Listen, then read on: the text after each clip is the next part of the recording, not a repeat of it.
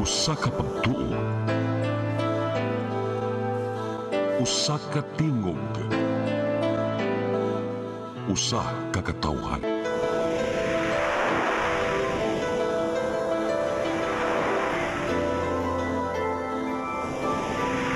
Cebu Catholic Television Network.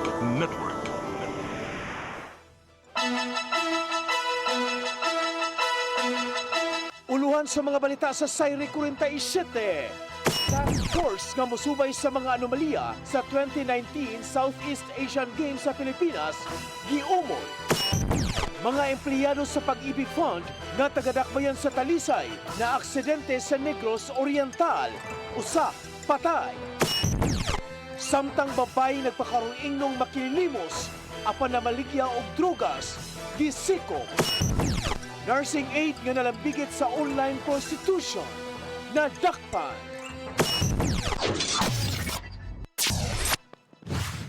Sugbo, Kabisayan ug Mindanao, Pilipinas ug katawhan kutos maabot sa tong Sibya sa tibuok kalibutan, maayong hapon.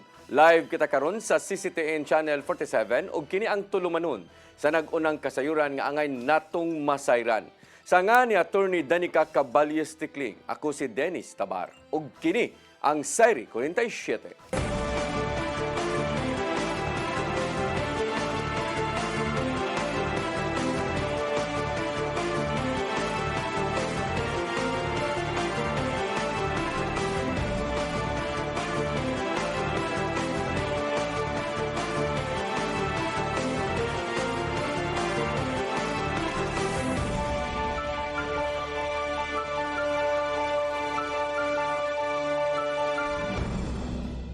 Og karon sa kumpletong detalye sa atong mga balita, Task Force nga musubay sa anomalya sa 2019 Southeast Asian Games sa Pilipinas giumol na sa National Bureau of Investigation og ipatawag sa ilang buhatan ang pipila ka mga individual aron pagsaysay sa nahimong paggasto sa binilyon nga pundo sa gobyerno.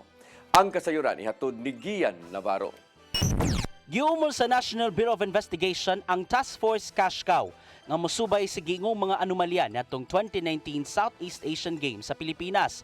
Mato di NBI Director Attorney Melvin Matibag nga langkuban among grupo sa Office of the Director, Public Corruption Division, Special Action Unit ug Field Officers. Hangyoon nila ang pipila ka mga buhatan sama lang sa Commission on Audit, Securities and Exchange Commission ug Bureau of Internal Revenue aron makakuha og igong mga dokumento. Dason usab ni Matibag nga mipaingon sa Philippine Southeast Asian Games Organizing Committee ang 6.7 billion pesos nga pondo gikan sa gobyerno kaniadto.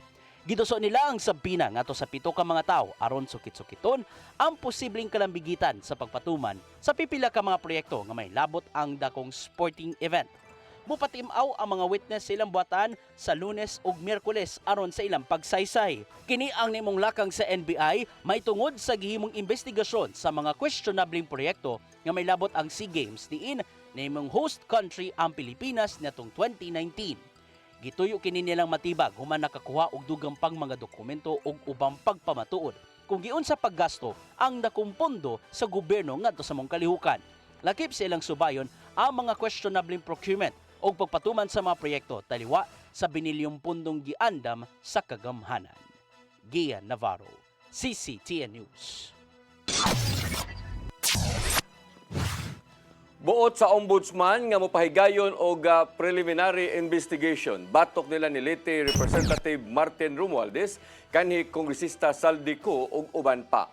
Alang kini sa reklamong plunder, direct og indirect bribery, graft og money laundering nga ipasaka bato kanila nga may labot na sa flood control scandal.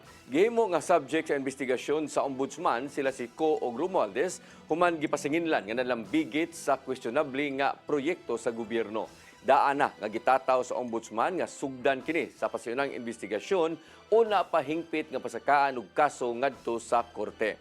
Hinoon mahatagan og higayon ang duha ka mga opisyal nga makatubag sa maong mga reklamo.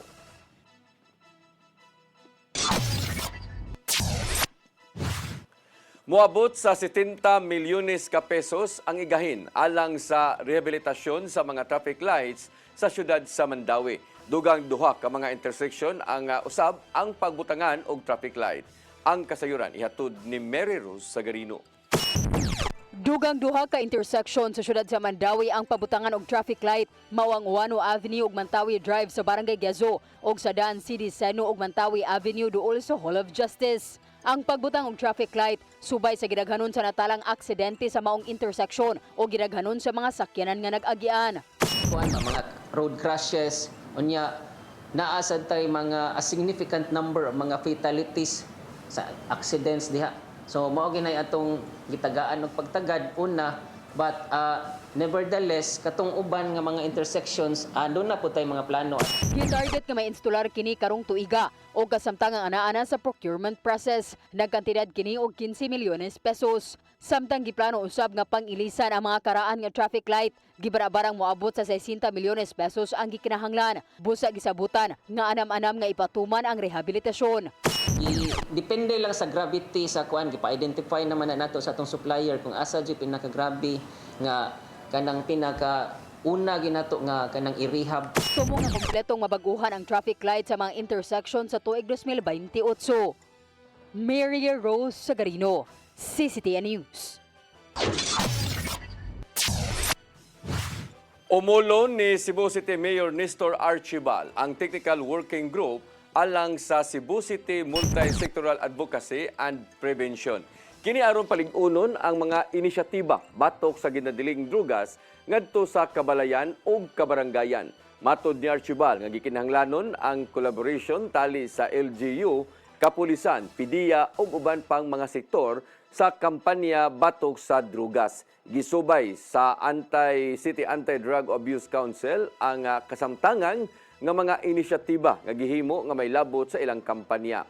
Samtang palig-unon sa maong grupo ang rehabilitation alang sa mga nagkagumon sa paggamit og drugas o paglikay sa drug addiction ngadto sa uban.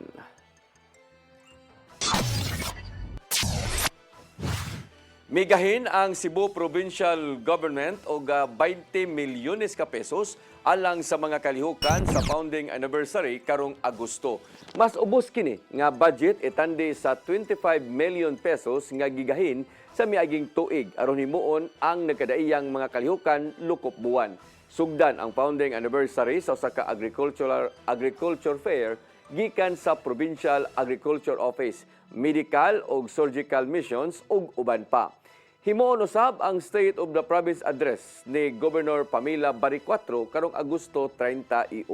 Samtang himuon usab ang pasidungog sa festival launching karong Agosto 29, diin 7 ka mga LGUs ang konfirmadong musayaw. Matod sa Executive Chief of Staff nila nga sila si James Canoy nga adunay tag 100,000 pesos nga subsidy nga ihatag matag LGU kung moapil sa maong nga kalihukan.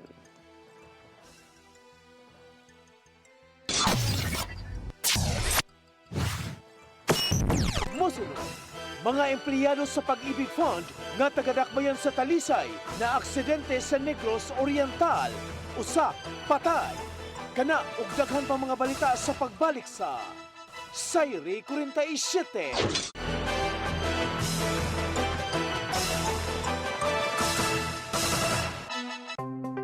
Discover the beauty of the Philippines.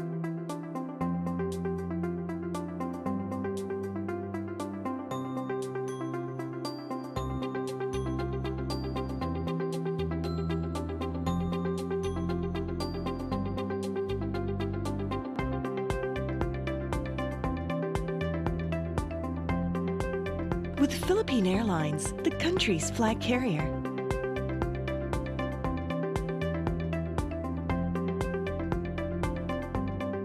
The airline that lets you feel the warmth of the nation.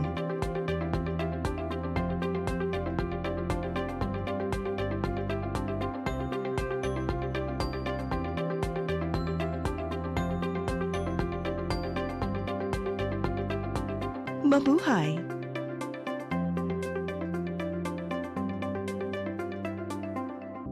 Ito po ang programa na hatid sa inyo ng OzoneMed Wellness Clinic kung saan ibabahagi ng mga doktor ang kanilang kaalamang medikal tungkol sa inyong kalusugan. Minsan nami-misdiagnose, ovarian pala yun, pero ang presentation parang appendicitis. No? sinasabing degenerative diseases, kadalasan ani iniisip ng mga tao no nga kaliwat ninyo ka na arthritis, kaliwat nga na ay rheuma, Dok. Pero unsa ba gyud ka big, unsa ba kalawak ang ibig sabihin nitong degenerative diseases, Dok? Yeah. So yung buong katawan, as we age, as we use it lagi, talagang dahan-dahan masisira yung mga cells, mga tissues, yung organs natin, dahan-dahan masisira yun siya. In our age today, it is very important that we have to really value yung aging process na to. Toxic na lang yung pinag-uusapan natin, but gaano ka-importante this time? Yung mga tao dapat sila educated about these changes ng global health. It is not the infectious disease that predominate. It is the non-communicable disease or chronic diseases. Sa New Start, we believe na ang pinakamalakas na patunay ng healing ay ang mga boses ng taong nakakaranas nito mismo. Tinignan ng OB, sabi niya, cervical cancer daw. Inisip ko ang Panginoon, hindi naman ako pababayaan. Diba sabi niya, by His stripes, I am healed.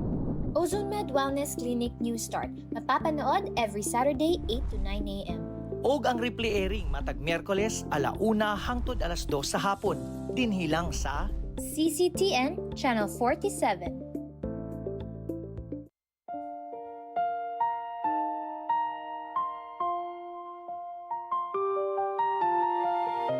Gugma mo, paglaom ko. Usa ka misyon sa gugma ug paglaom alang sa ato ang mga igsoon. Nga halos nawad ana og pagtuo sa ilang kaugmaon. Daghan kanila ang nag-antos sa kalisod ug kasakit. Apan pinaagi sa gugma sa Ginoo, atong gipakita nga adunay mga tawo nga andam mutabang sa mupadayon ug paghatag ug paglaom. Ang tinuod nga gugma walay pili, bata man, tigulang, pobre man o adunahan. Bisan pa sa mga mananap nga nagkinahanglan o galuoy o pag-atiman. Kutob sa atong mahimo, magtinabangay kita sa paghatag o kahayag sa ilahang kinabuhi. Busa, mga igsoon, hinahot nga ablihan nato ang atong kasing-kasing sa pagtabang sa uban.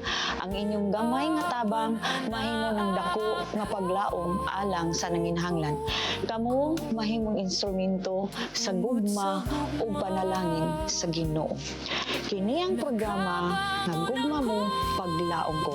Daghang salamat ang inyong alagad si Miss J.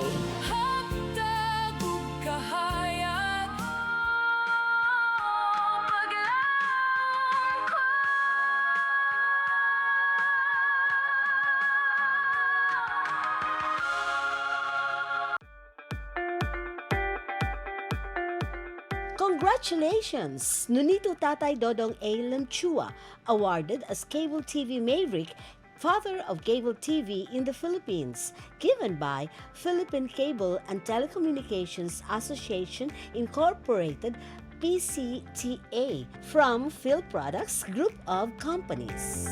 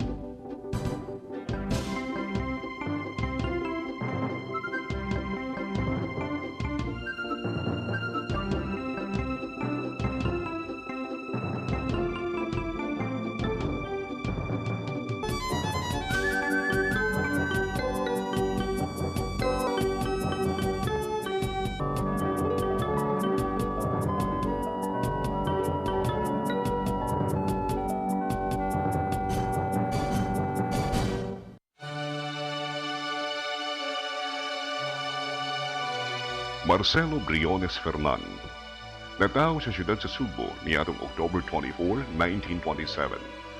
Sa iyang pagkabatanon, dailhang aktibong youth leader ug scholar. Pikuha og kurso ng abogasiya ug migraduar isip usa sa top 10 sa UP College of Law. Nakahuman sa iyang Master of Law sa Harvard University sa Amerika, kanhi Dean sa University of San Jose Recoletos College of Law, Chairman sa San Carlos University Board of Trustees, Secretary General sa Academy of American and International Law Alumni ug Integrated Bar of the Philippines, Presidente sa Philippine Society of International Law, Chairman sa National Committee of Asian Laws Association, President sa Fellows on Asian Foundation, Trustee sa Southwestern Legal Foundation sa Dallas, Texas. Kipasidunggan usab isip Most Outstanding Law Practitioner sa Cebu City, Most Outstanding UP Alumnus sa UP Alumni Association, Outstanding Filipino, Most Outstanding Alumnus sa Abiliana National High School, ug gawas ng President Sergio Osmeña, si Marcelo Fernan mo'y Most Outstanding Cebuano Awardee. Delegado siya sa Constitutional Convention ug nahimong Assemblyman.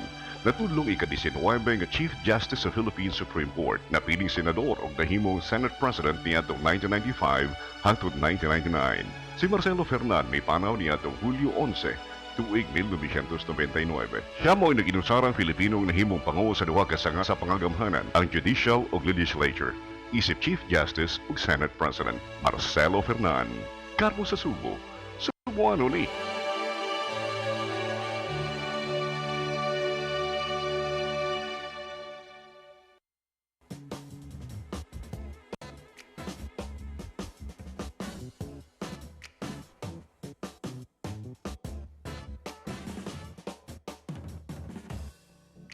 PRO7 Action Files.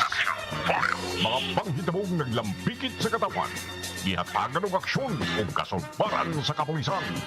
PRO7 Action Files. Base sa talaan sa Police Regional Office 7, nakakatoy panayong isubay at taganong katinawan, pinaagid ng maong tulumanon. PRO7 Action Files. Abang kaninyo sa Police Regional Office 7 o NTV CCGN.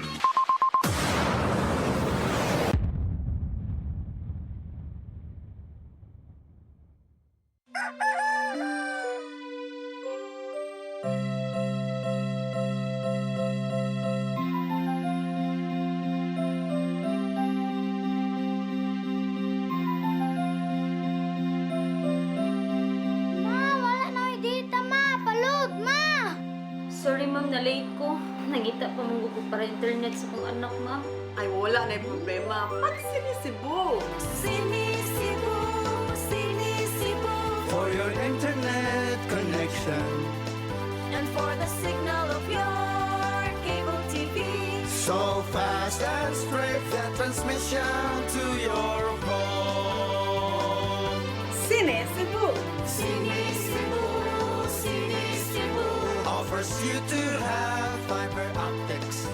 For your viewing experience, perfect and clear so fast. So great and affordable for you to enjoy. Sinisibo. Cine Cebu Television Network Incorporated offers fiber to the home broadband internet bundled with fiber to the home cable TV connection. Cine Cebu Television Network Incorporated with its operation in Metro Cebu and the whole province of Cebu soon. And affordable for you to enjoy. Cine Cebu. Ang kinabuhi puno sa hagit. Sugpil na ka, Dri, ha? Ay, pag-inarte! Dita ka! Puno sa pangutana. Bata pa gani ka kayo? Nagpuyab-puyab na ka? Kinsa man ang Muhammad sa gitin nato din ay karon ha? Kinsa! Kung sibuti mo'y pasabot, Daddy. Puno sa luha. Pagpili pa, ako nga imong anak o kanay imong mga babae. Kasuko. Yung nananado pa. Maluit ang ka ni Papa. Apan bisan mangit-ngit pa ang imong kalibutan, aduna pa'y nagpahiping kahayag. Aduna ka pa'y kasumbungan. Mga laman, hanap na.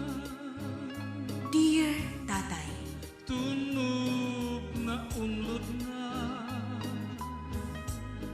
Nganong handungan. Waylaing pagi aron masabtan nato ang Biblia. Kinanglan nga doon natay relasyon kang Jesus.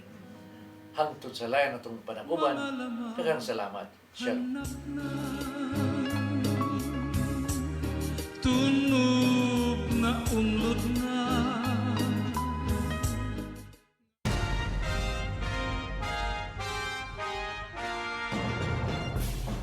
Gabriel Flash Elorde. Natao sa Bugo, Cebu niadtong 1935. Nahimong World Boxing Champion niadtong 1960. Dihang iyang nagpalukapa si Harold Gomes sa ikapito round. Si Flash Elorde nagupot sa championship belt sud sa pito ka tuig. Ang iyang record, 88 wins, 33 by knockout, 27 losses, and 2 draws. The first Asian inducted into the International and World Boxing Hall of Fame. Si Flash Elorde namatay niya noong 1985 sa edad ng 49. Gabriel Flash Elorde. Karbo sa Sugbo. Sugboano ni.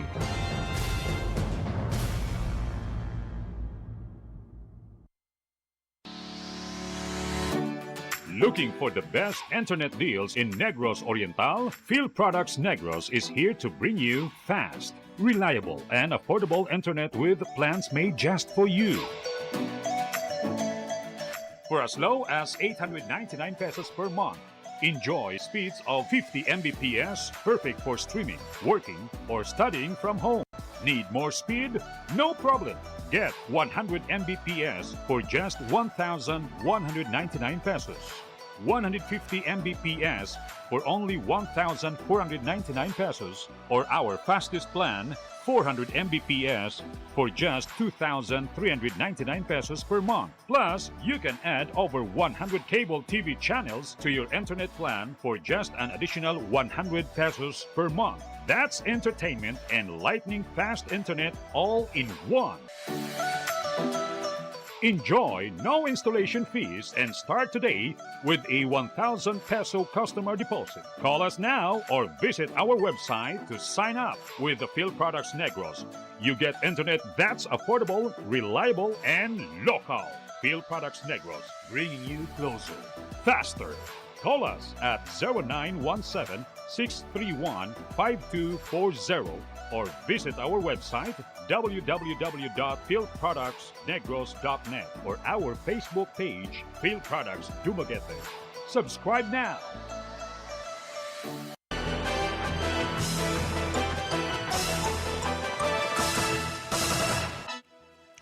Mga empleyado sa Pag-ibig Funds nga taga Dakbayan sa Talisay, dinhi sa Sugbo, na disgrasya sa kadalanan dito sa syudad sa Gihulngan, Negros Oriental. Dihang padong naunta kini nga mag-site inspection. Usa ang patay samtang tulo ang naangol sa maong nga insidente. Ang kasayuran ihatod ni Arnold Bustamante. Usa patay samtang tulo ang nagaangol human na madisgrasya ang usa ka van nga gisakyan sa mga empleyado sa Pag-ibig Fund alas 11:25 kagahapon sa buntag sa sitio Palao, Barangay Malusay, siyudad sa Gihulngan, probinsya sa Negros Oriental. Ang nakab sa kinabuhi gilang nga si alias Philip, 40 anyos, taga Dakbayan sa Talisay, probinsya Sugbo.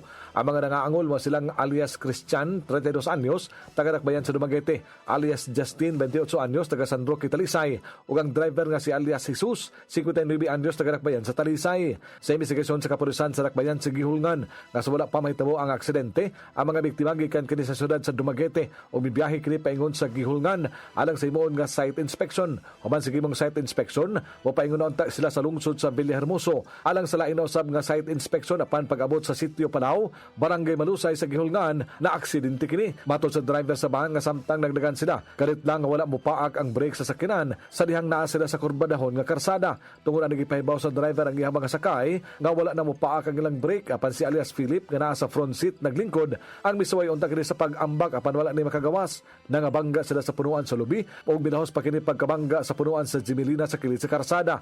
Gumika sa kakusog sa impact sa pagkabangga, nakaangkon og dakong kadaot si alias Philip sa iyang lawas nga gideklara nga dead on arrival sa tambalanan sa Gihulngan. Nara sa luwas nga kahimtang ang driver sa van ug ang laing duha pa ka mga pasahero ni ini. Arnold Bustamante, CCTV News. Babae nagpakaaron ingnong makililimos gidakop sa NBI 7 human gituuhang na maligya o ginadiling drogas. Nasuta sa mga operatiba nga gihimo ang mga transaksyon, apil na ang mga bus terminals. Ang kasayuran ni Hato di Gian Navarro.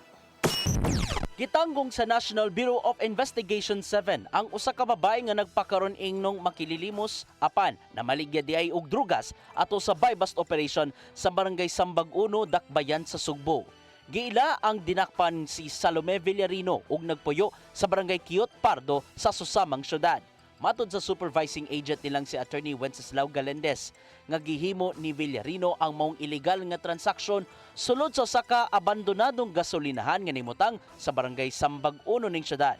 Gumikan kay duol man sa mga pampublikong dapit, nakahigayon ang maong babae sa pagpamaligya og drugas ngadto sa nagkadaiya nga mga kliyente. Nagbahas-bahas gani ang maong babae sa pagpamaligya og drugas sulod sa bus terminal diin. Pipila ka mga driver nini na malit og shabu gikan kaniya. The reason why we conducted this operation, though we seldom operate drugs, because of the impact and the surrounding effect on the surrounding businesses, communities adjacent to that particular location. Nakuha sa mong dinakpan ang mga ginagmayng sachet sa shabu nga may kantidad og dulan 2,000 pesos. Gipasakaan na siya og kasong kalapasan sa Comprehensive Dangerous Drugs Act o gipaubos na sa inquest proceedings.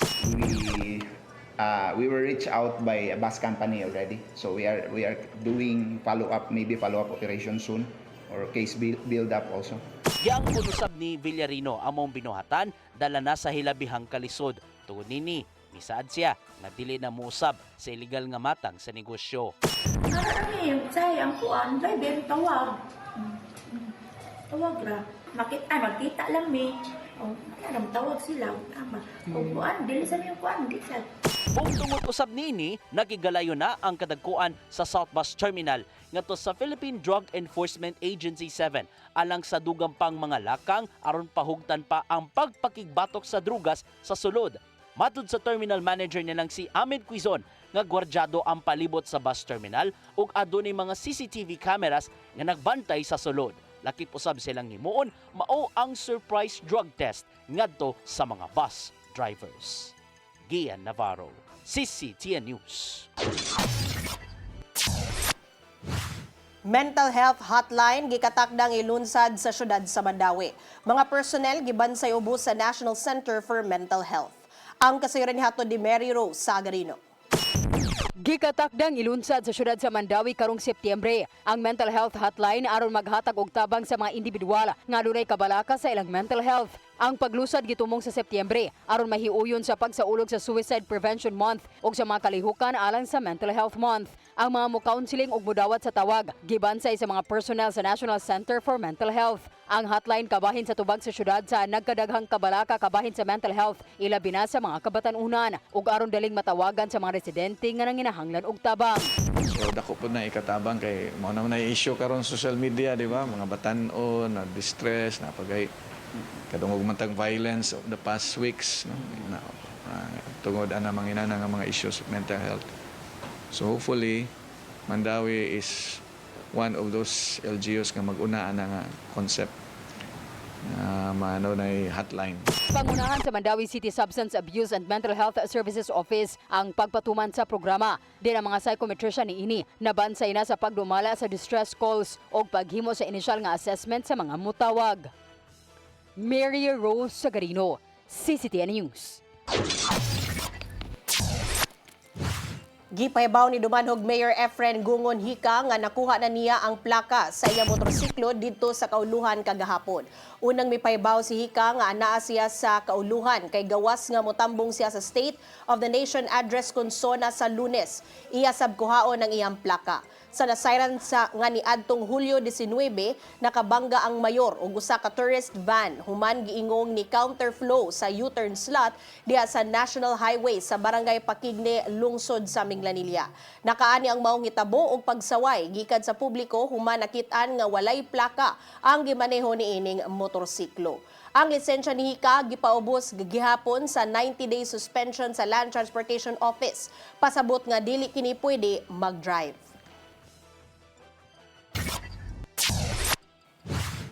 Kontrobersyal nga mayor sa lungsod sa Dumanhog nga nag-viral sa social media. Human mi counterflow ug bibangga sa National Highway sa Barangay Pakigni, lungsod sa Minglanilla.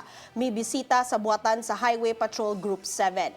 Iyaw tang itahan ang Tiger Spin. Wala gidawat sa hepe sa HPG 7. Ang kasayuran hatod ni Arnold Bustamante.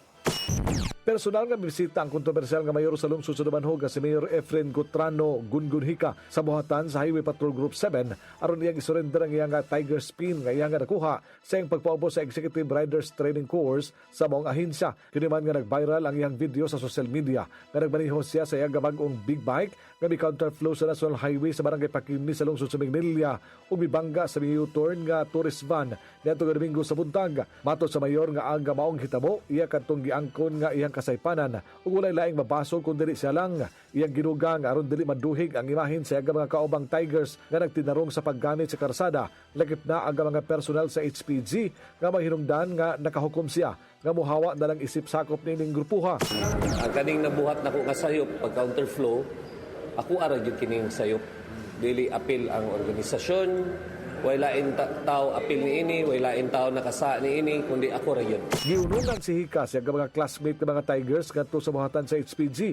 Human nga nakigtagbo o nakiginabi si Hika sa Regional Chief sa HPG 7 kasi Police Colonel Richard Gumbok. Wala dawata ang tinguha sa mayor nga mohawa isip membro sa Tiger.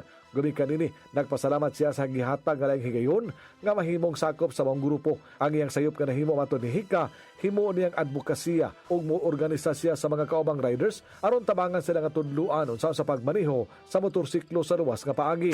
Because of that, I will make it a mura og mission and advocacy, no? I will make it my advocacy to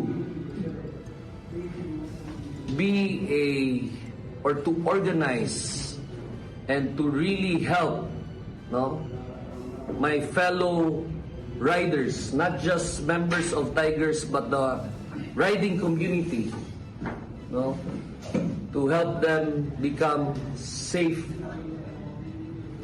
road riders. And of course, to always put it in my heart to support the HPG organization. Nagkasabot na sila sa tagiya sa van nga iyang nabanggaan nga siya ang mopaayo nini. Gani ipakita niya nga nahuman na ang pag-repair sa nabuak nga samin. Lagip na ang inadlaw nga kita sa tourist van. Gihambin pa sa mayor ang kasakit sa iyang tuong gusok nga napaud sa manobela sa iyang motorsiklo ug sa liog nini tungod sa pagkabangga sa iyang helmet sa lawas tourist van. Gipahibaw sab niya nga nagpadala na siya og suwat sa Land Transportation Office isip tubag sa show cause order nini kaniya. Apan iyang gibutyag personal siya nga mobisita sa LTO aron iyang mahinabi ang direktor sa maong buhatan. Arnold Bustamante, CCTV News. Musunod, nursing aid nga nalambigit sa online prostitution na dakpan. Kana ug daghan pa mga balita sa pagbalik sa Sayri 47.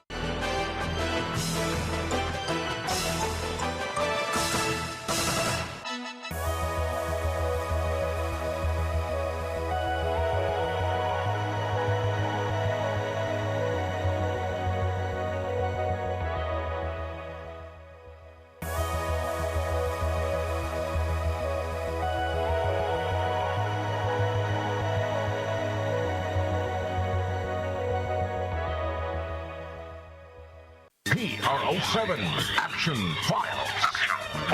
Mga panghitabong naglambikit sa katawan. Gihatagan ng aksyon o kasulbaran sa kapulisan. PRO7 Action Files. Base sa talaan sa Police Regional Office 7. Nakakatuloy palayong gisubay at taganong katinawan pinaagid ng maong tulumanon. PRO7 Action Files. Abang kaninyo sa Police Regional Office 7 o NTV CCTN.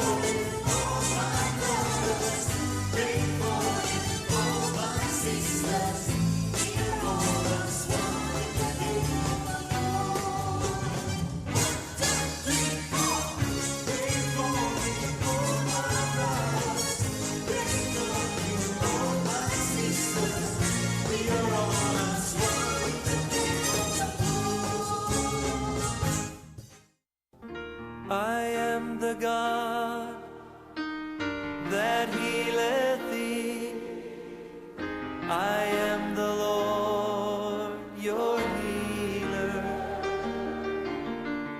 I sent my word and healed your disease. I am the Lord, your healer. I am the God that healeth thee.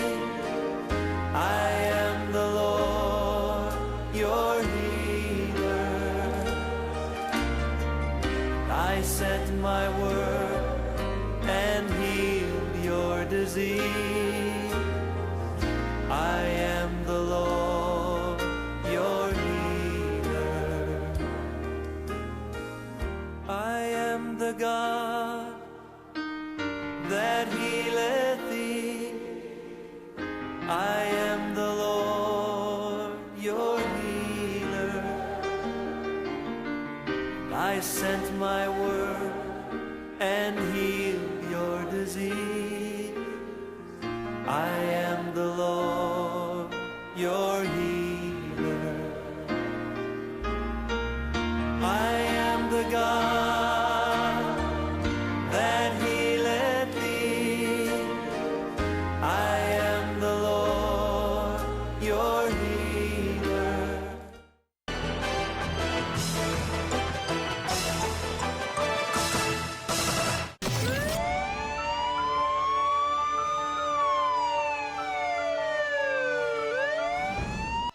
Usa ka nursing aide gisikop sa NBI-7 tungod sa reklamo sa online prostitution.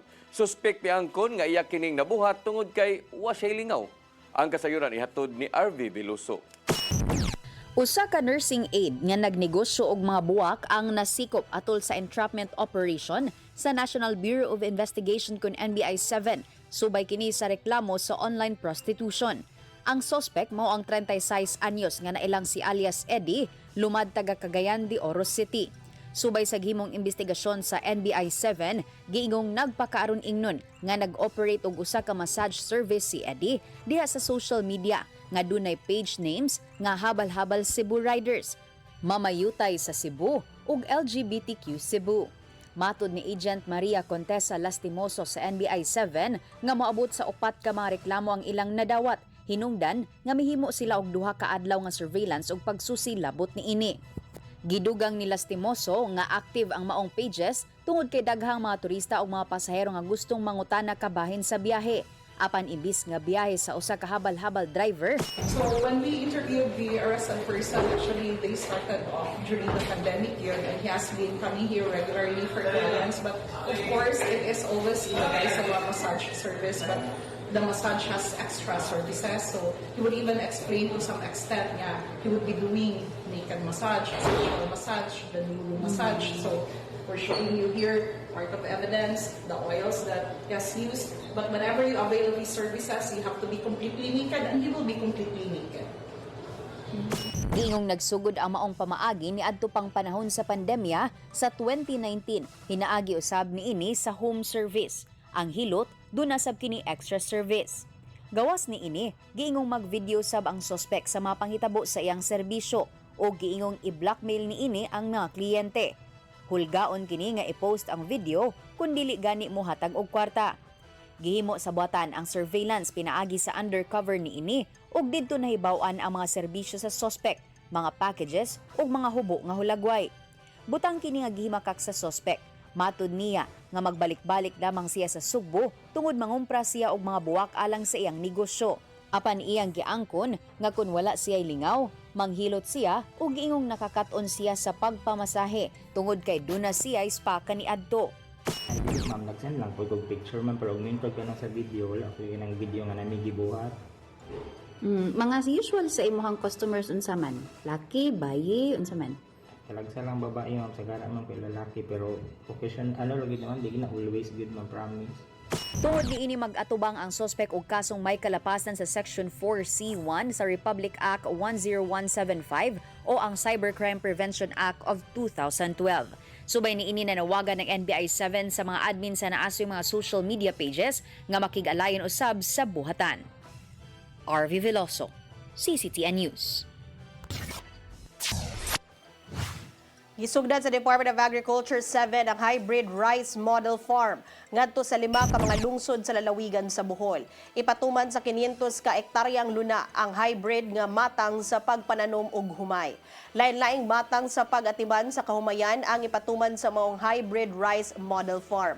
Gikan kini sa lahi nga matang sa binhi, adaptive balance fertilization hangtod na sa paglikay sa nagkadaiyang insekto ngadto sa mga tanom. Tingwa sa maong programa nga magmalambuon o magmabungahon ang mga inaning human sa rehiyon. Gihagit ni Regional Director Angel Enriquez ang mga LGUs nga patasan pa ang gitakda nga gidaghanon sa humay karong ting-ani.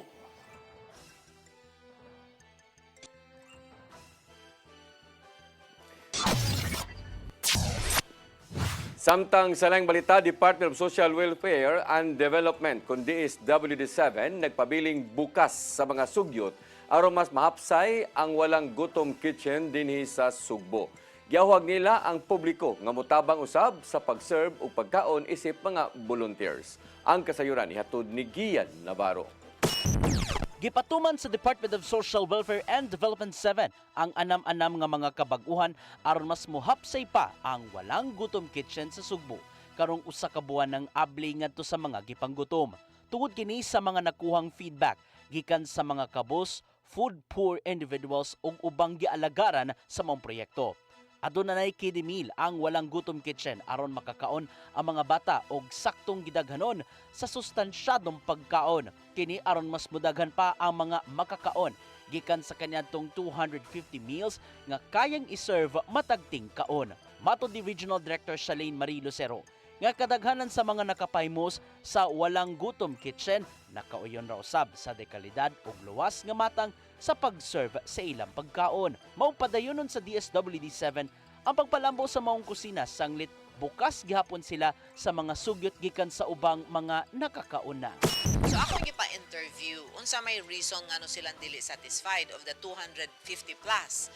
Ang usa niingon kulang ra kuno ang serving. It's really more of serving. Karong first month sa rina sa walang gutom kitchen sa Sugbo, nakaserve na ang ahensya og kapin 10,000 ka mga meals ngadto sa mga kabos, walay Pinoy-anan, mga low-income individuals ug ubang gipanggutom na. Gitata usab ni Lucero nga paigo gihapon ang budget sa gobyerno aron magpadayon ang operasyon matag adlaw ug makakaon og sustansyadong pamahaw ug paniudto ang uban. Kalangitan sa naa mangaon taga dinha sa Pier area. Naay taga MacArthur Boulevard, pero naapoy mga taga Mandaue, naay taga Banawa, naay taga Capitol. So it's a combination of families and individuals nga sa ilang pamatsyag naglisod pa gyud sila unsaon pag pasakto sa ilang panginahanglanon sa pagkaon. Gawas sa food donations, bukas usab ang walang gutom kitchen alang sa ubang buot mutabang sa pag-serve sa pagkaon isip mga volunteers. Kini aron usab makakita unsa ka seryoso ang ahensya sa pagsulbad sa nasinating food poverty sa nason. Ngano matang moawag og volunteers because among nakita nga magkadaghan ang tawo. In fact, when we started 250 lang karon moabot nag 270 to 80. Why also volunteers? And this is also the spirit of Filipino. We want people to be participating in community efforts such as what we are doing in the Walang Gutom Kitchen. Bukas gyapon ang Walang Gutom Kitchen buntag hangtod hapon sa Pier 4, Dakbayan sa Sugbo. Gian Navarro, CCTN News. Mo kadto naglangkob sa atong mga balita sa Sayri 47. Ako si Dennis Tabar. Ako si Daddy Kakabales Tekling. Hangtod Lunes pohon sa inyong paboritong tulumanon. Sayri 47.